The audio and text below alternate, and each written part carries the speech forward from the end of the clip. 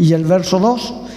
Con frecuencia les había entonces hablado de estos sufrimientos, pero con cierta distancia, no tan próxima, sino con cierta distancia. Pero ahora les habla de ellos como que está ya a la puerta.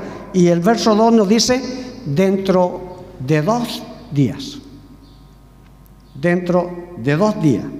Obsérvese primero el tiempo en que les comunica esta noticia. Él les dice, cuando Jesús, el verso 1, que dice, cuando Jesús terminó de hablar todas estas cosas, Cristo iba a partir de aquí ¿por qué? Porque había llevado a término la obra que su Padre le había dado a realizar. Se lo confirmo con la Biblia. Juan capítulo 17, verso 4. Había entonces llevado a cabo al término la obra que su Padre le había dado a realizar. El Juan capítulo 17, verso 4 nos dice, yo te he glorificado, le dice Jesús al Padre, yo te he glorificado en la tierra. Y ahí está lo que nos interesa. He acabado la obra que me distes que hiciese. Entonces, cuando aquí dice, cuando hubo acabado Jesús todas estas palabras, también podríamos interpretarlo, como dije al principio, de que era entonces el término de su ministerio. Cuando Él dijo esto que dijo el Señor. Bien, sabían los discípulos que se aproximaba la Pascua. Ese es un punto, ¿no? Los discípulos sabían que la Pascua se aproximaba porque también la Pascua era dentro de 2 días, pero lo que ellos no sabían era de que Jesús iba a ser crucificado en esa Pascua. Eso es lo que para ellos no era entendible, no lo habían podido todavía entender.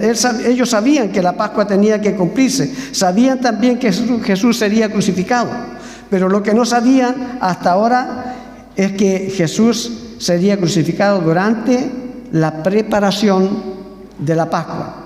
Pues la fiesta comenzaba en la tarde del día jueves y comenzaba, mire, observa esto, comenzaba con la muerte del Cordero Pascual. Le explico esto. Cada familia, eso lo vamos a ver un poquito más abajo. Cada familia tenía que llevar un cordero y sacrificar ese cordero, porque esa era la orden de la Pascua allá en Egipto, antes que saliera. ¿Se recuerda de eso? De Egipto. Le dice, el Señor le dice que cada familia se prepare un cordero y que lo coman.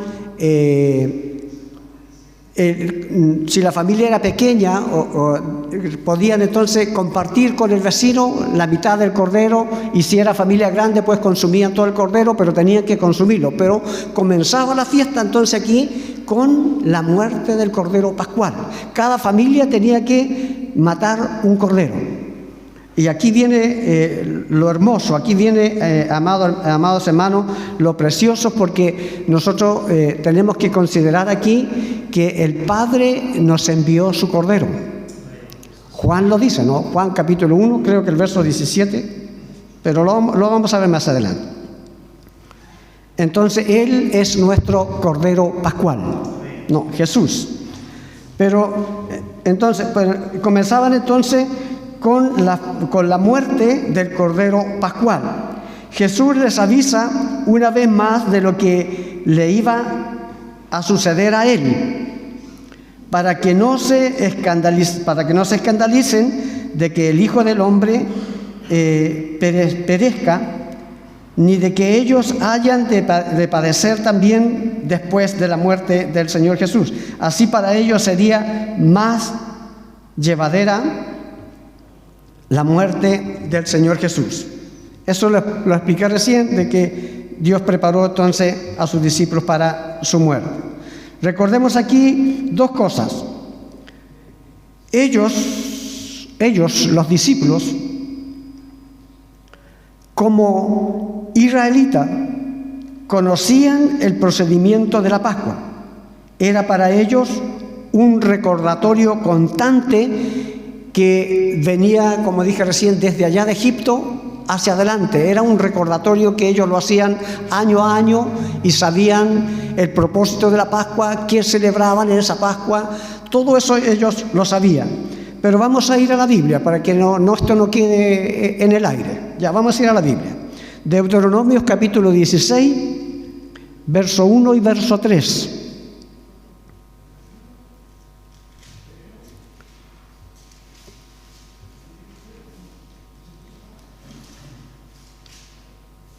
Y la hermana Alicia me va a leer Éxodo capítulo 12, verso 21.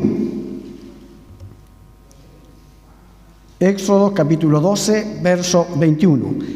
Deuteronomio dice, no sé si lo tiene, dice allí el recordatorio: guardarás el mes de Abib y harás Pascua a Jehová tu Dios, porque en el mes de Abib te sacó Jehová tu Dios de Egipto de noche, y sacrificarás la Pascua a Jehová tu Dios de las ovejas, de las vacas, en el lugar que Jehová escogiere para que habite allí su nombre. No comerás con ella pan con levadura. 7 días comerás con ella pan sin levadura, pan de aflicción, porque aprisa saliste de tierra de Egipto, para que todos los días de tu vida te acuerdes del día en que saliste de la tierra de Egipto. Entonces, ellos sabían que esto era un recordatorio para ellos durante todo el tiempo, de manera que para los discípulos no era desconocido la Pascua. No era desconocido. Aunque Moisés se los había recordado en la orden que Dios le dio a Jehová, que Jehová le dio a Moisés en Egipto. Éxodo capítulo 21, 12-21.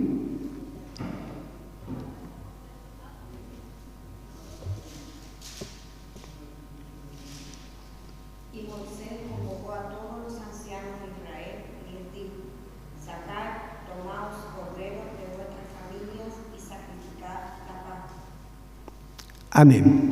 Entonces, ese era lo que tenían que hacer entonces allí en Egipto. Lo que hicieron ellos con la sangre, entonces rociaron los linternes de las puertas para que el ángel de la muerte no tocara a los primogénitos de Israel. ¿Se recuerda aquello, no? Entonces, el cordero aquí, el cordero es tipo de Jesús, ¿no? Es tipo de Jesús. Y su sangre derramada es tipo del Calvario, no, es tipo del Calvario. Juan capítulo 1, verso 29 nos dice lo que le dije al principio: he aquí el Cordero de Dios que quita el pecado del mundo. Entonces, hasta allí entonces los discípulos sabían de que Jesús, que la Pascua se iba a realizar, pero lo que no entendían ellos, el propósito del Cordero, que era sacrificado, entonces cada año era sacrificado para recordar entonces lo que Dios hizo allá en Egipto, pero aquí, en esto, lo que nosotros estamos viendo en esta hora, es para recordar que el Cordero Pascual iba a ser muerto en esa Pascua, en esa noche. ¿No? En esa noche iba a ser tomado, apresado y luego entonces sacrificado. ¿Para qué? Porque con su muerte, con la muerte del Señor Jesús, se habrá quitado el aguijón de la muerte. No sé si se logra entender eso, pero Primera de Corintios 15, versos 55 y versos 57, este texto es conocido para todos nosotros, donde dice el Señor allí: ¿dónde está, oh muerte, tu aguijón? ¿Dónde, oh sepulcro, tu victoria? Verso 56. ya que el aguijón de la muerte es el pecado, por el cual entonces murió el Señor Jesús para quitar el pecado del mundo. Y el poder del pecado era la ley. Verso 57. Mas gracias sean dadas a Dios, que nos da la victoria por medio de nuestro Señor Jesucristo, el que iba entonces a morir en ese día en la cruz del Calvario. Ahora, si nosotros miramos, ¿quién puede quitar entonces el aguijón de la muerte? Es solamente Jesús, ¿no? Eso también tengo que corroborarse con la Biblia. Oseas capítulo 13, verso 14. Oseas capítulo 13, verso 14. Dice allí: de la mano del Seol los redimiré, los libraré de la muerte. Y aquí está lo que nos interesa. Oh muerte, dice el Señor, yo seré tu muerte y seré tu destrucción, oh Seol. La compasión será escondida de mi vista. Cuando le toque a Él juzgar todas las cosas, la compasión será entonces quitada de su vista. Entonces, ¿quién destruirá la muerte? Será el Señor, ¿no? Entonces, esa parte, amados hermanos, era la que los discípulos no podían todavía entender ni comprender. Para ellos era una simple Pascua, como la habían venido celebrando por años y años, pero no comprendían que el Señor Jesús iba a ser apresado en ese día. Por eso que el Señor les advierte y les dice: dentro de 2 días, dentro de 2 días. Pero para ellos no les pareció importante que el Señor les dijera: dentro de 2 días yo voy a morir. Bendito sea, hermanos, el nombre del Señor. Entonces, la noticia misma, el Hijo del Hombre será entregado para ser crucificado, es lo que dice, lo que le está diciendo el Señor. La noticia para ellos, lo que el Señor Jesús le estaba dando a los discípulos, era: el Hijo del Hombre será entregado para ser crucificado. Con todo esto, Jesús preparó a sus discípulos, advirtiéndonos lo que les sobrevendría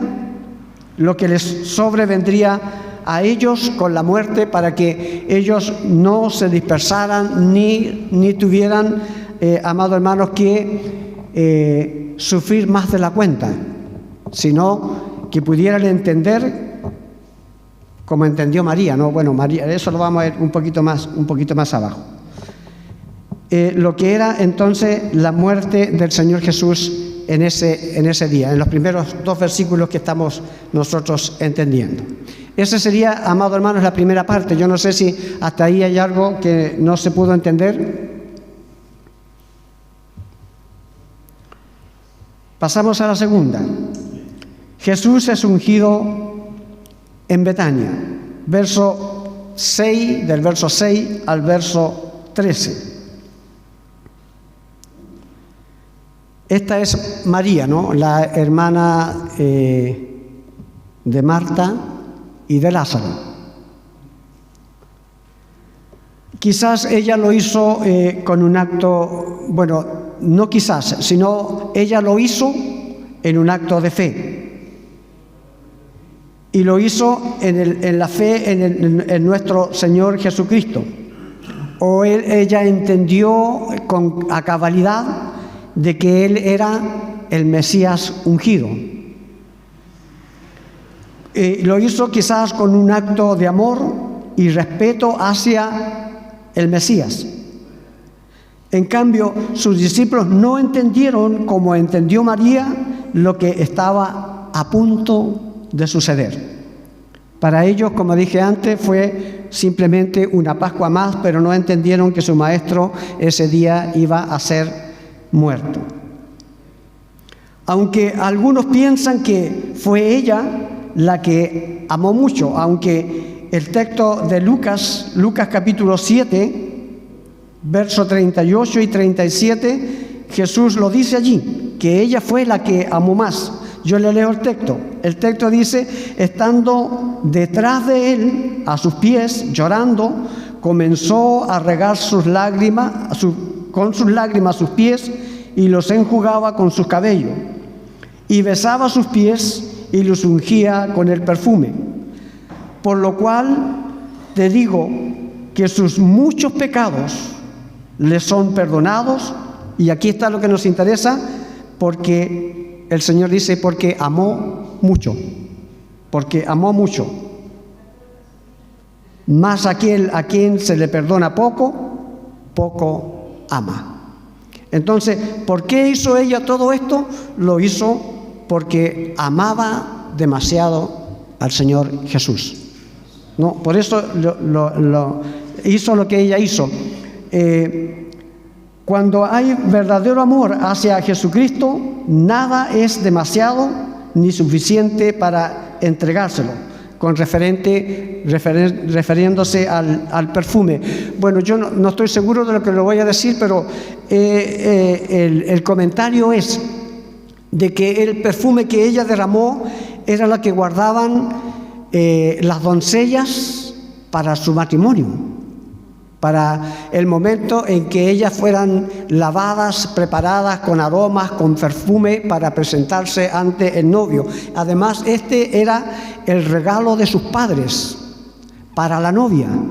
Ese perfume era el regalo que sus padres le hacían para que ella entonces se preparase ese día para el desposorio, ¿no? Para que se desposara. Pero ella, como ella nunca contrajo matrimonio, pues ese perfume lo tomó ella y lo derramó entonces sobre la cabeza del Señor Jesús, y después con el mismo resto de perfume ungía sus pies y lo secaba y lo enjugaba con sus cabellos, ¿no? Entonces, cuando hay verdadero amor hacia Jesucristo, nada es demasiado ni suficiente para entregárselo, pues Él merece mucho más de lo que nosotros podemos dar o entregar dentro de nuestro ser o de lo que está al alcance de nuestras manos.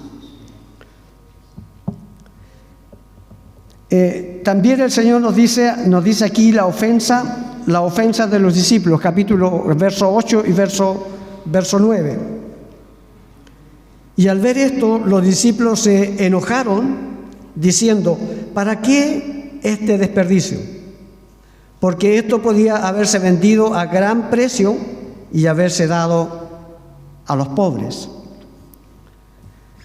Véase cómo se expresaron. ¿Para qué este despilfarro? ¿Para qué?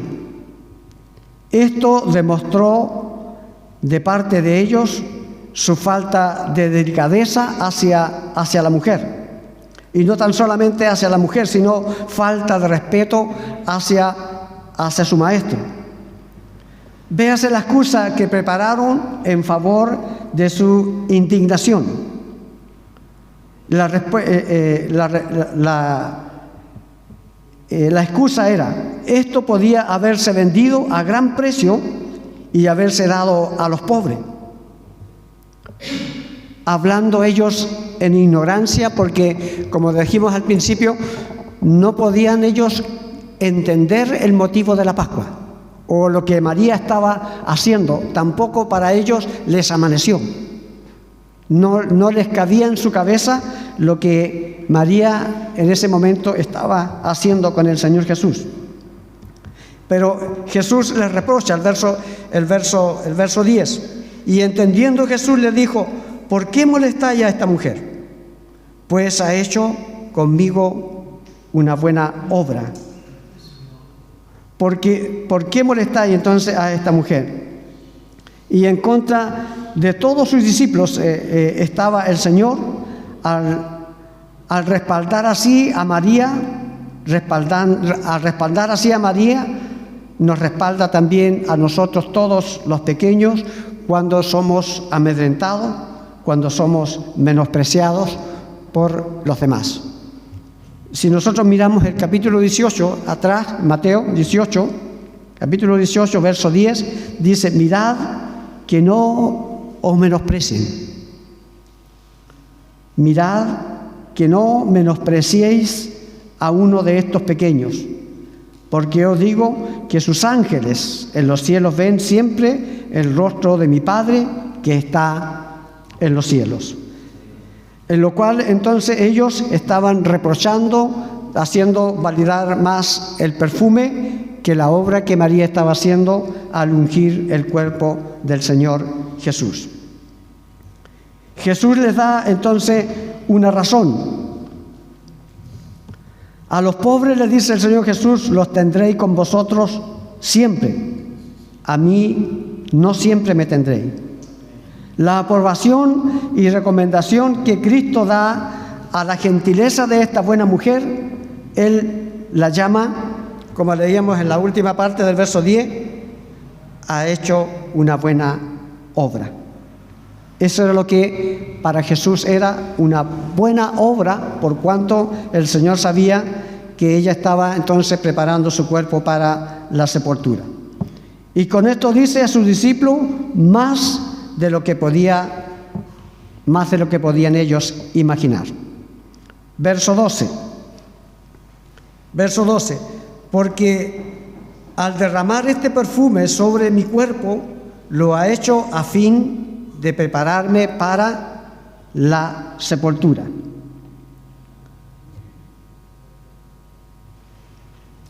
Bendito sea el nombre del Señor. También el verso 13. Jesús le dice, por la buena obra que María estaba haciendo, que el recuerdo de ella entonces quedaría para que nosotros también lo pudiéramos ver hasta el día de hoy. De cierto os digo que donde quiera que se predique este evangelio, en todo el mundo, también se contará lo que ésta ha hecho para memoria de María Magdalena, ¿no? Para memoria de ella. La buena obra que ella entonces había hecho. Esa es la segunda parte. ¿Pregunta? Ninguna. Pasamos entonces a la tercera. Preparativos para la Pascua. Preparativos para la Pascua, desde el verso 17 hasta el verso 19. El tiempo en que Cristo celebró la Pascua fue el tiempo normal que Dios había fijado. No se adelantó ni se atrasó. Simplemente lo hizo en el tiempo de que el Dios eterno lo había fijado. No, eso quiero que lo vea en su mente muy bien. Y así lo celebraban entonces los judíos, todos ellos lo celebraban. Verso 17, el primer día, entonces el primer día de la fiesta de los panes sin levadura era la orden que había entonces allá atrás en Egipto, ¿no? Y así la celebraban entonces los judíos. El lugar lo indicó el Señor Jesús. Al preguntar ellos, y la pregunta era, ¿dónde quieres que te hagamos los preparativos para comer la Pascua? Ellos daban por seguro que su maestro comería la Pascua, aun cuando para entonces era perseguido por los principales sacerdotes quienes le buscaban. Los discípulos sabían que nada le apartaría del deber. Hablando de Jesús, los discípulos sabían que nada a Jesús lo apartaría del deber, ni por amenaza de fuera, ni por temores que Jesús tuviera por dentro, pues Jesús cumpliría con ellos ese día en la Pascua, comerían y estarían entonces celebrando juntos entonces la última Pascua y la instrucción que Jesús les iba a dar en aquella última Pascua. Ellos, los discípulos, sabían que Jesús no tenía casa propia donde comer la Pascua y no iban a elegir un lugar sin que Él les dijera. Verso 18 nos dice, verso 18, y le dijo: ir a la ciudad a cierto hombre y decirle: el maestro dice, mi tiempo está cerca. Mi tiempo está cerca. Él les envió, dice entonces, a cierto hombre, quien probablemente era su amigo o era seguidor, porque él le dice: ve a la casa de cierto hombre. No le dice: ve a la casa de cierto hermano o cierto discípulo, o ve a la casa de mi hijo, o ve a la casa de tal persona para que, como un conocido frecuente. No sé si me doy a entender. Sino que le dice a cierto hombre, quien probablemente era su amigo o era un seguidor. Jesús les da instrucciones. Decirle: mi tiempo está cerca. Aquí nosotros podíamos deducir en que quizás era un israelita estudioso de la palabra y que sabía y estaba esperando al Mesías, o creía que él era el Mesías. Porque Jesús le dice: mi tiempo está cerca. Eso nos da otra instrucción, eso nos lleva nosotros a mirar las cosas desde otro punto.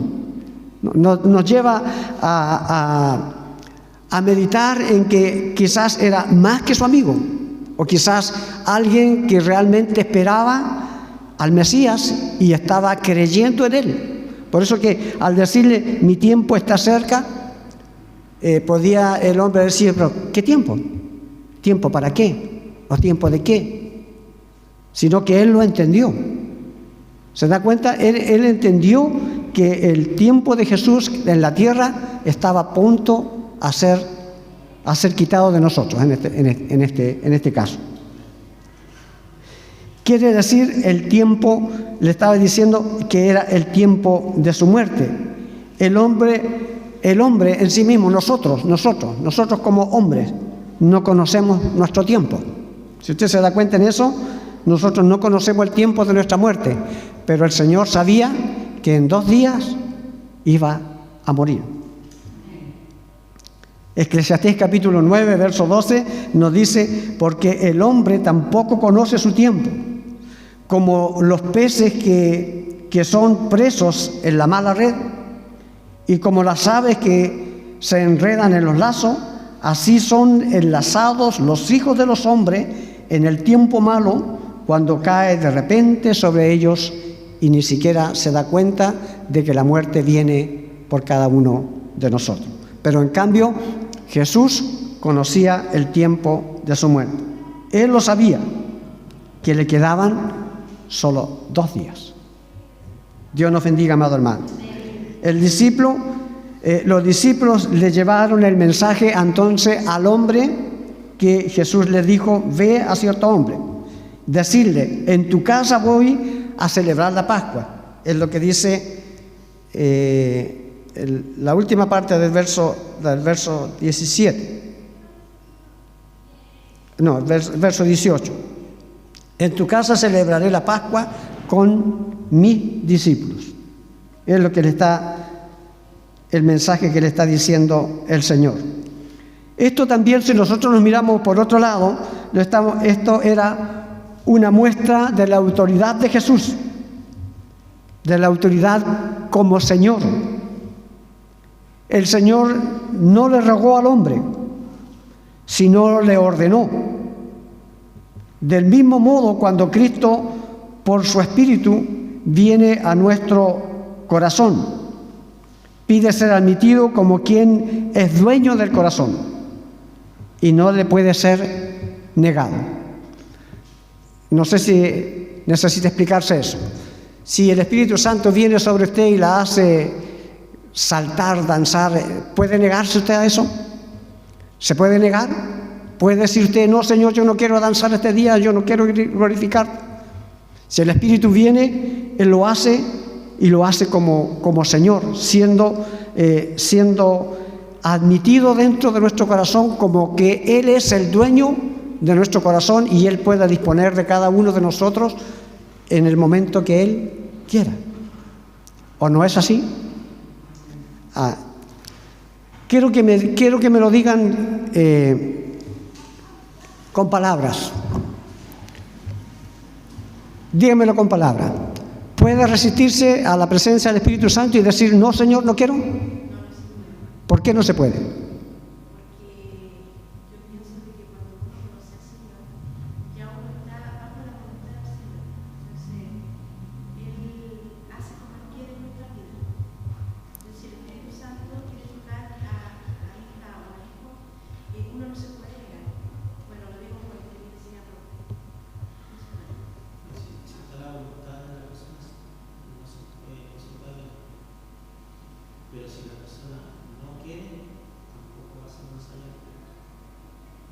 Tampoco va más allá del Espíritu. Él como Señor, como el Señor de la mies, como el Señor de la Iglesia, como el Señor de nuestras vidas, debería disponer de nosotros el momento, el tiempo y la hora que Él quiera. ¿No? Entonces, es lo que el Señor está haciendo aquí al ordenarle a cierto hombre. Él le dice, decirle, en tu casa voy a celebrar la Pascua. Y también le agrega y le dice, voy a celebrarla con mis discípulos. Y cierto hombre no se detiene, él no dice no. Él simplemente acepta la orden y la recibe. Él le ordena, voy a celebrar la Pascua con mis discípulos, verso 19. Los discípulos hicieron los preparativos conforme Él les había mandado. Porque si nosotros miramos la orden del Señor Jesús, allí Él da muestra del poder que Él tenía para hacer las cosas y no pedir favor como le dijo a los discípulos, ve y pide el asno, ¿se acuerda del texto? Y el hombre no se negó tampoco. Si le dijeren, si el dueño le dice, ¿por qué lo hacéis? Decirle, el Señor lo necesita. Y el hombre tampoco puso objeción alguna.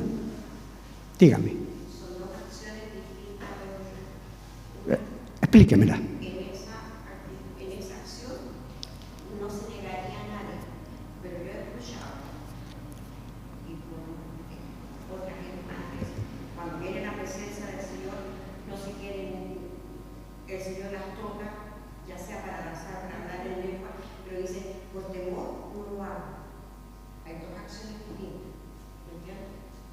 Ya, sí, yo lo entendí. Por temor a hacer algo tal vez indebido. Ya. La acción que usted dice de que él fue y le ordenó a sus discípulos que pidieran dónde posar, dónde cenar, es muy distinto a cuando viene el Espíritu Santo sobre la persona. Ya. Sí, yo se lo entendí, yo lo entendí perfecto.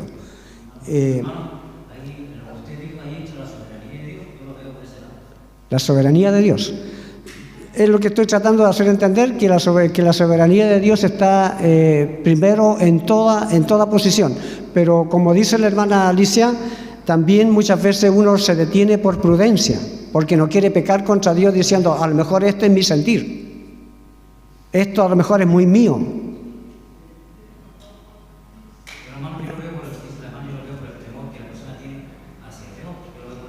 Sí, absolutamente sí, por el temor hacia Dios, pues no por el temor porque uno puede hacer el ridículo, uno lo puede hacer, sí se puede hacer, pero si lo hace delante de Dios, eso ya es otra cosa.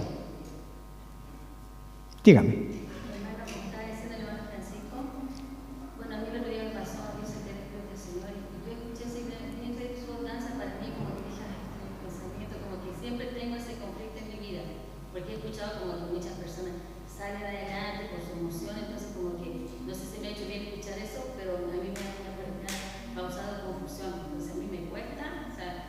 Yo sé que el Espíritu Dios me toca, si lo Salió. Escuchar así como que dije, ya mi mente me está hablando una cosa así como que yo siento eso porque será que yo he escuchado eso y me he confundido. Entonces yo cuando, no sé, tengo que estar así como, no sé, mucho que yo puedo salir a danzar, pero una vez como que digo, Señor, no quiero esa mi emoción, no quiero esa, porque me ha confundido a mí esa situación que me han dicho que uno sale con su emoción a danzar y que no es de Dios la danza, entonces como que yo en ese puesto me he confundido mucho. Me cuesta a mí, como cuando yo me toca a mí, me cuesta mucho, me recito porque tengo ese temor de como quizá mi mente y no sé algo que te digo, así siento que el Señor está ahí, o sea, no es algo que uno haga porque yo quizás me preguntaría, ¿cómo podría danzar así como humanamente o con el Espíritu de Dios viene y uno siente porque uno se mueve en uno, ¿no es cierto? Puede ser así como de la mente de uno, ¿no puede ser? No, mire, según mi experiencia, yo le voy a decir, recuerda mi experiencia, eso también es del Espíritu. Eso de que usted sienta ese temor, ese no querer obedecerte, Señor, porque no sé si eres tú o no. Eso también es del Espíritu. Porque si hay muchas danza para mí, así como que ya, como si ya me estoy viendo como ya yo estoy poniendo que estoy escuchando cosas de mi corazón, así llega a pensar, porque puedo hacer como que si yo sentí el Espíritu de Dios, pero como que no quise, o sea, como que dije, no, ya, como que yo me estoy como que no sé si me explico, pero me contraigo, como que me cuesta.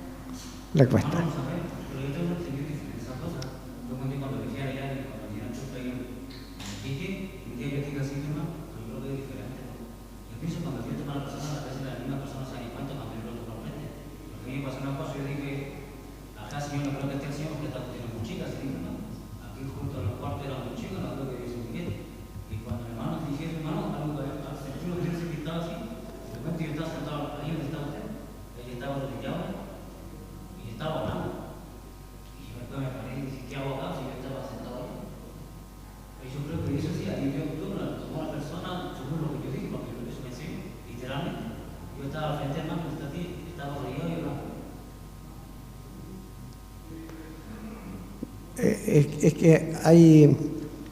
Es que hay ocasiones y ocasiones, o sea, hay manifestaciones y manifestaciones en las cuales a veces uno, como dice usted, se encuentra que está fuera de foco, ¿no? Fuera de lugar. Pero yo por mi experiencia, yo digo que cuando uno siente aquel rechazo o aquella cosa que uno, porque el que no tiene el Espíritu Santo lo hace nomás. Y aquí nosotros lo hemos visto. El borrachito ese que viene siempre, que se pone que cree que danzar es cualquier cosa, y él lo hace como danza. Pero eso en el fondo viene a ser una blasfemia contra el Espíritu Santo. Entonces, hay cosas, amados hermanos, que uno sabe que está mal. Y también sabe que ese temor que está dentro, ¿quién pone el temor? Dios. Entonces no es fuera, no está tan lejos de la realidad, sino que el Espíritu mismo le hace que usted tema en su corazón. Y que así debería ser siempre haber ese temor dentro de nuestras vidas antes de poder actuar. Porque a veces se actúa, no se medita. Se actúa y después se medita, cuando ya la consecuencia ya está pesando sobre nuestras propias vidas. Ya, vamos a seguir porque la hora ya se me está pasando. Vamos a la cuarta parte. La cena del Señor. La cena del Señor, esto es cortito, lo vamos a hacer rapidito. Ya, del verso 26 al verso 30. Y la Biblia nos dice allí que mientras comían, si usted se da cuenta, verso 26, mientras comían. O sea, si nosotros fuéramos al comedor, se pide la bendición por los alimentos y usted empieza a consumir los alimentos, ¿cierto? A comer. La Biblia dice aquí, tenemos que ser bien honestos con nosotros mismos. La Biblia dice, mientras comían, el Señor entonces separa, en algún momento separa, antes de que se parasen de la mesa, porque ¿qué estaban haciendo ellos? Cenando la carne del cordero y estaban comiendo los panes sin levadura, porque esa es la orden. Entonces, al comer los panes sin levadura y al comer la carne, ellos entonces estaban haciendo eso. Pero cuando estaban ellos haciendo aquella acción de comer, Él dice el Señor, y mientras comían, Él entonces ahora toma un pedazo de pan y les enseña entonces lo que nosotros vamos a ver en esta hora. Pero mientras ellos están cenando, mientras comían, dice el Señor, al final, antes de levantarse de la mesa, había de instruir a sus discípulos en esa misma habitación. No, la debían de instruir en esa misma habitación. Recordemos que para esta celebración cada familia debería de traer un cordero, como lo vimos en el texto de Deuteronomios capítulo 26. Y Cristo es, entonces, aquí nuestro Cordero Pascual, en el cual se realizó la redención.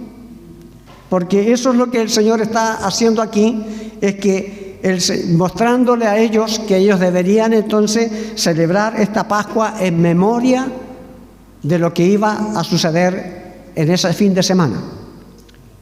La muerte del Señor Jesús, que iba a ser apresado, su sangre derramada en la cruz del Calvario, que tiene su propio significado, la cruz tiene su propio significado, el cordero inmolado tiene su propio significado. Todo aquello, entonces, amado hermano, era lo que estaba el Señor Jesús instituyendo aquella cena mientras ellos cenaban. ¿Qué cenaban? La carne del cordero, la carne del becerro y los panes sin levadura. Pero mientras ellos hacían esto, entonces el Señor Jesús, por ejemplo, tomó entonces, dice, una hogaza de pan y lo partió y comenzó entonces a enseñarle a los 12. No sé si se entiende así o no se entiende así. ¿Ya? Al final. Entonces, Cristo es nuestro Cordero Pascual. Por eso vamos a ir a una cita bíblica. 1 Corintios capítulo 5, verso 7. El primero que la encuentre, por favor. 1 Corintios capítulo 5, verso 7. Aunque yo lo tengo acá lo tengo escrito, pero es preferir que se lea desde afuera. 5:7. Fuerte y claro, por favor. Limpiaos pues de la vieja levadura para que seáis nueva masa, sin levadura, como sois, porque nuestra Pascua, que es Cristo, ya fue sacrificada por nosotros. Amén. Amén. Dios les bendiga, amada hermana. Entonces, lo que nos interesa acá, a nosotros en este texto, es porque nuestra Pascua, que es Cristo, ya fue sacrificada por nosotros. Pero en ese entonces, cuando Jesús estaba instituyendo a sus discípulos, Él todavía no estaba en la cruz del Calvario. Recuérdense eso. Entonces, Él estaba instituyéndoles para que esto que Él estaba haciendo en ese día pudiese entonces continuar la repetición de eso la mayor parte del tiempo, quizá, ojalá todos los años, recordando entonces la cena del Señor, de la misma forma que se vino celebrando desde Egipto hasta cuando Jesús fue crucificado. ¿Se entiende? Entonces, eso es lo que el Señor les está entonces intuyendo. La institución misma es un sacramento, no, es un sacramento, o es una ordenanza que Dios les está dando a sus discípulos. Jesús necesita instruir su existencia misma y su significado dependen de la institución divina. De nuevo, 1 Corintios capítulo 11, verso 23 y verso 24. Lo voy a leer yo nomás. Porque yo recibí del Señor lo que también os he enseñado, que el Señor Jesús, la noche que fue entregado, tomó pan y habiendo dado gracias, lo partió y dijo: tomad, comed, este es mi cuerpo, que por vosotros es partido. Haced esto, es la orden, en memoria de mí. Haced esto en memoria de mí. Si usted se da cuenta, el apóstol lo llama Señor a lo largo de todo su discurso, porque Él viene a ser entonces el Señor de todo. A partir después de la crucifixión, el Señor entonces se levanta como el Dios eterno, como el dueño y Señor de todos, de la iglesia en este caso, de toda la iglesia. No. El cuerpo de Cristo es simbolizado por el pan que le está enseñando, según Juan capítulo 6, verso 35, dice: yo soy el pan de vida. Así como la vid del cuerpo es sustentada por el pan, así también la vida del alma es sustentada por medio de Cristo, que es nuestro pan de cada día. ¿No? Este tomar del pan fue una acción solemne. Pronunció la versión sobre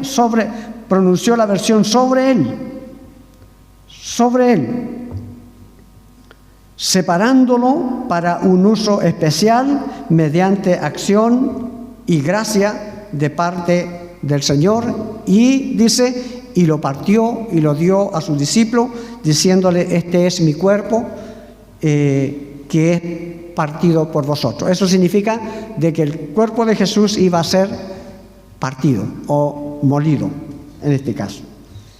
Bien, que el Señor los bendiga, amado hermano. Hasta ahí quiero dejar, ya estoy muy demasiado pasado la hora. ¿Ya? Dios nos bendiga, amado hermano, lo mismo que el vino del fruto de la uva, que representa entonces la sangre del Señor Jesús. Dios le bendiga, amado hermano.